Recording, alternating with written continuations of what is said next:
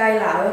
A phob un yn clir o'r gyfeirws. Cael y gloi dros y capel bach ni. A garwyd capeli bach ym mhob tŷ. Daeth ein pregethwr i mewn i'n cartrefi, gan barhau i ledeini'r efengyl. Ond yn lle'r purbyd daeth ar ein sgriniau. Dechreuodd yr aelodau hun gyda'r grŵp darllen y Beibl, lle roeddent yn cwrdd ar-lein 2 gwaith yr wythnos i gyd ddarllen darn o'r ysgrythyr. Lle ddim yn gweld neb am sawl diwrnod. A wedyn o'n i'n gweld y gang mach o'n i'n wedyn 2 waith yr wythnos. Beth bynnag oedd yn digwydd, o'n i'n cael hanes. A oedd yn gysfer i fod gysur, a fi'n jeio, fi'n edrych mlaen fe bob dy hun di mecher a di gwelir. Mae'n i weid. O weld yr oedolion yn cwrdd dros y we, ro'n i fel plant yr ysgol sir hefyd yn gwrdd. Felly, dechreuodd gwrdd dros y Messenger.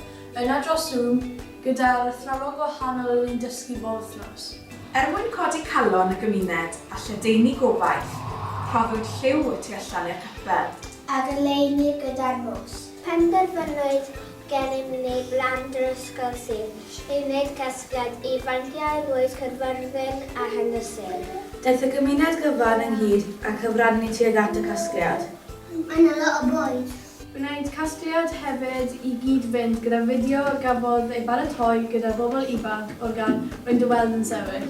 Ac fe wnaed casgliad y nwyddau ar gyfer cartref lleol, sef cartref Blaendyffryn ger Llandysul. Gorfod ein cwrdd ar parti Nadolig cael ei ganslo. Ond gafodd Santa y newyddion yn gynnar.